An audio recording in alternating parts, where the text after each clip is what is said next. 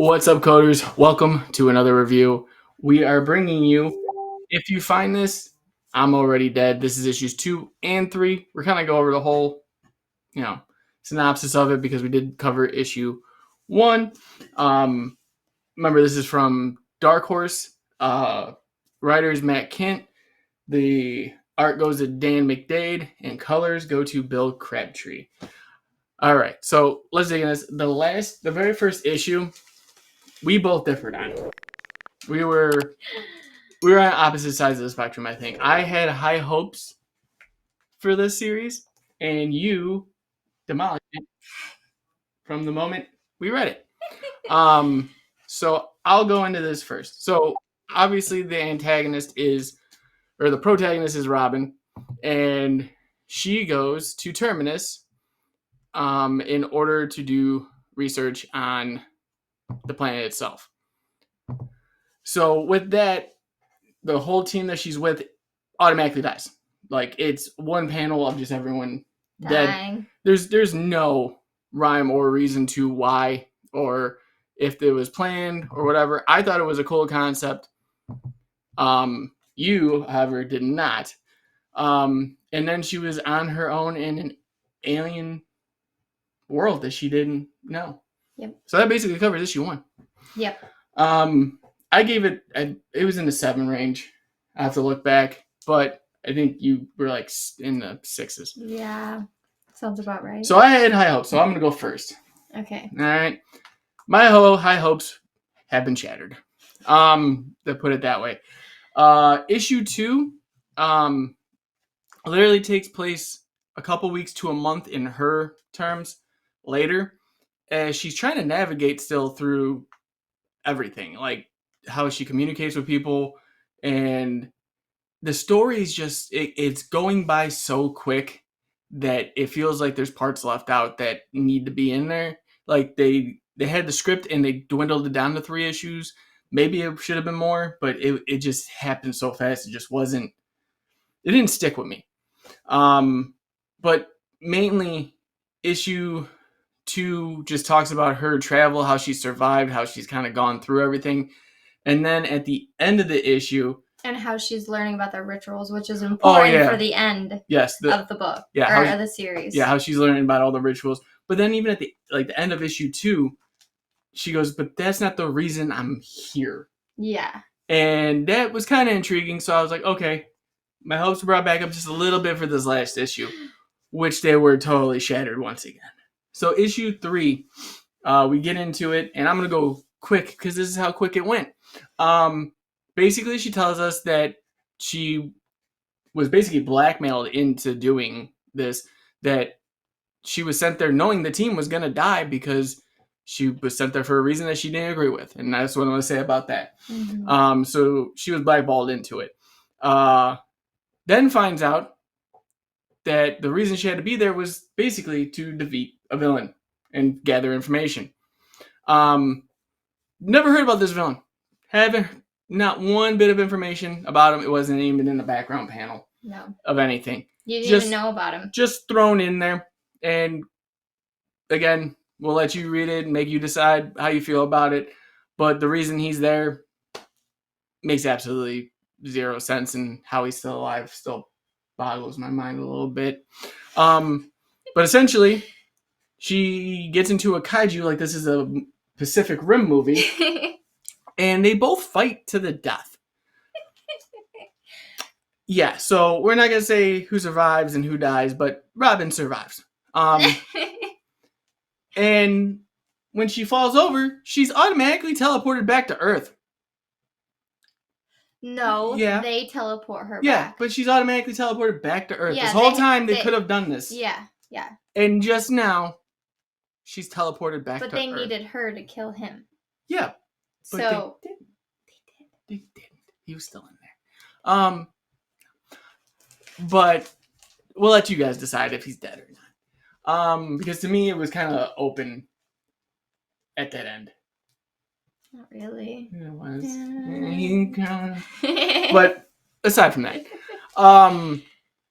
she's back to Earth and literally on the run, but doesn't say she's on the run. and has an article published basically saying, if you're reading this, I'm already dead. Yeah. Stating how she went against her own military and she's on the run. What news article is going to publish that?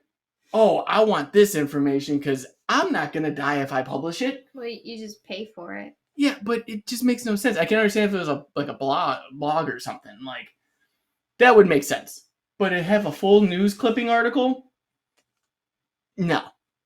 All I'm going to say is that I had high hopes. Everything went with this. Writing, way too fast. You jump from beginning to end in like freaking within 30, 40 pages. That hurt a lot. So with that, I'm going to give it a 5 for the writing. Honestly, like, I love Matt Kint. I loved him on Berserker. I loved everything that he does. This, I don't know what happened. As for the art and the colors, the paper that they printed it on, I was not a fan of. No, I liked it at first because it was different, but then after I kept reading it, I was like, every dark panel felt like it was just hard to see, and then like everything just looked flat. There was no like real push. But I will give the art for everything that they did a 7. So I'm giving this overall, this whole storyline, a 6. Like, I recommend it for those who want a quick read, I guess, and something that they could just jump into for Dark Horse, maybe. But for me, like, I think you said it best, and I'll let you say it because I'm not going to. But when you were basically like, read the okay.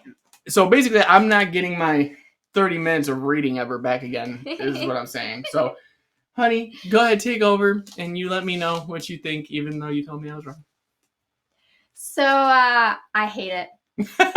Like, if I didn't read this, I'd be perfectly happy with my life. Like, I could have read something else way more interesting than this. It was really bad. I get that, like, they killed everyone off, but, like, then who is she communicating with? No one.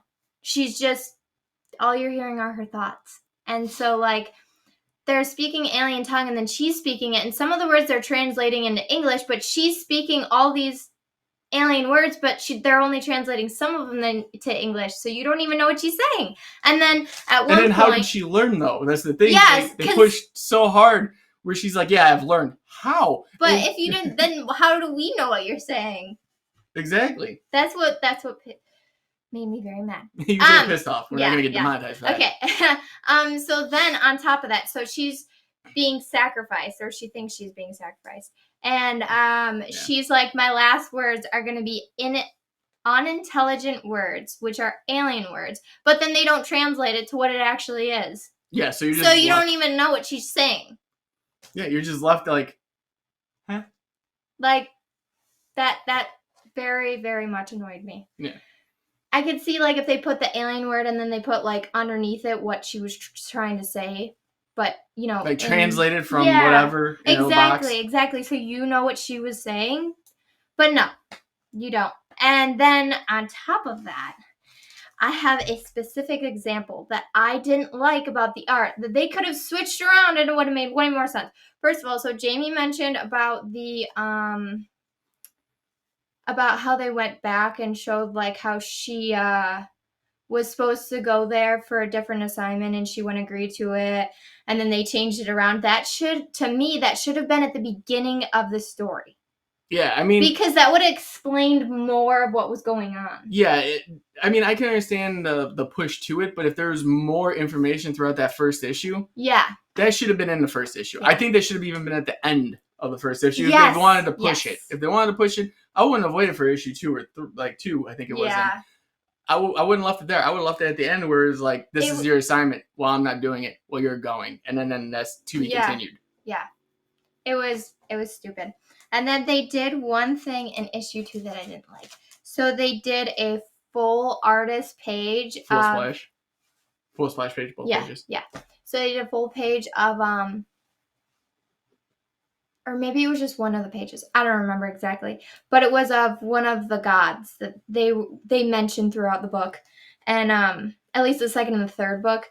And they did a full page in the second issue, and they don't really say anything about it and then later she actually becomes like basically becomes that god, but they don't show a full picture of it.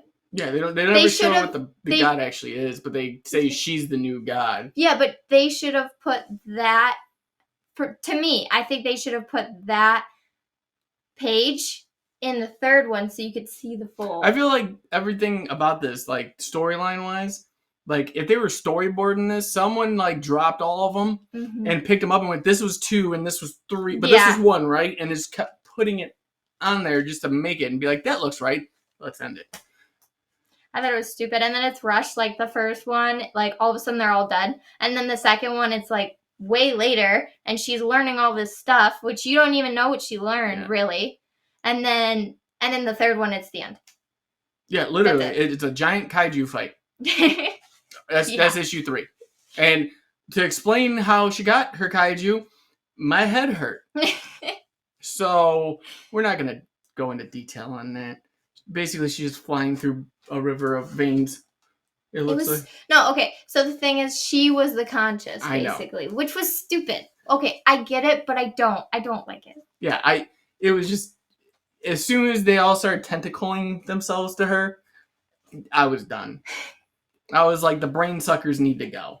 Like, the more I talk about this, my rating keeps going down. I was at a 6, now I'm at like a 2. But no, I'm still at 6, don't worry. But, okay, so if you have to give the writing a score, what would it be?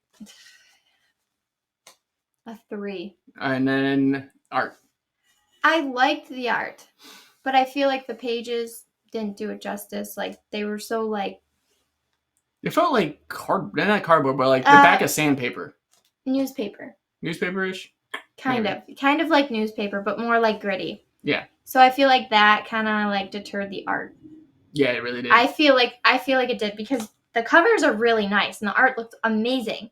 But I feel like that's what made you grab it off the shelf. Yeah, exactly. So I feel like if they would have done like better paper or something, like it would have looked a lot better. So I'll give the art like a 6. So you're basically at a 5. Yeah. So I give it a 6 and you give it a 5. So we're in the same ballpark, essentially. Yeah. So guys, again, if you guys find us on the shelf or the dollar bin at some point. I think if you like the alien and space, like that kind of fantasy. Things, yeah, like if you like reading that, you probably kind of enjoy it. I like that stuff, but I didn't enjoy it. Yeah. So. And like I said, if you find us in a dollar bin later on, you can probably pick it up. Or if you find it for $2, I think these were at... We paid $8. Yeah, $8 a pop. Yeah, that's expensive. Yeah, because like the last like 3 or 4 pages are just art. And full pages, almost full page art. Yeah, spreads like that's it. That's it. You're not getting you're getting art for your buck basically in this. But yeah, again, this was from Dark Horse Comics.